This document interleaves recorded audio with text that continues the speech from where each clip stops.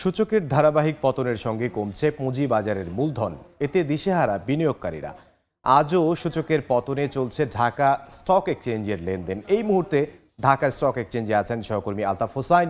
পুঁজিবাজারের সবশেষ খবর জানতে সরাসরি যাব তার কাছে।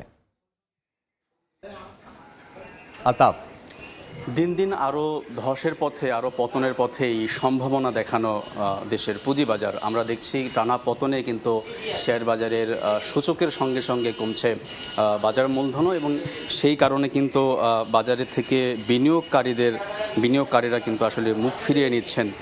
আমরা জানি যে গত কয়েক কার্যদিবসে আসলে পতনের মধ্য দিয়ে চলেছে শেয়ার বাজার। আজকের বাজারের দরের আপডেটটা যদি আপনাদেরকে একটু জানাই, আজকে এই মুহূর্তে আমরা দেখছি প্রধান যে সূচকটি সেটি 14 পয়েন্ট বেড়ে এই মুহূর্তে অবস্থান করছে 5,583 পয়েন্টে।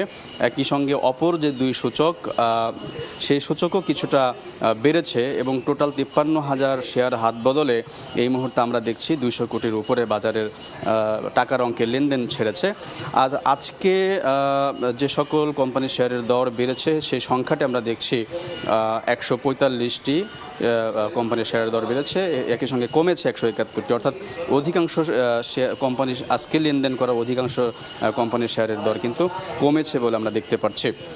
তো এভাবে কিন্তু আসলে লেনদেন চলছে, যদিও আসলে বাজারের যে অবস্থা, সার্বিক অবস্থাটা শুধুমাত্র সূচকের উত্থান এবং পতনের যে ব্যাপারটি সেটি স্বাভাবিকভাবে বাজারের একটা অবস্থা বোঝালেও সার্বিকভাবে ভিতরে কি পরিস্থিতি সেটি কিন্তু আসলে আমরা দেখছি যে দিন দিন এইটা বিনিয়োগকারীরা বলছেন যে বাজারের কিছু খারাপ কোম্পানি, ভালো কোম্পানি না আসা এবং সেই ভালো কোম্পানিগুলো বাজারে ভালো না করার ফলে দিন দিন লোকসানের পথে হাঁটায় বাজার কিন্তু আসলে উঠে দাঁড়াতে পারছে না। এই ছিল আমার কাছে থাকা শেয়ার বাজারের সর্বশেষ খবর।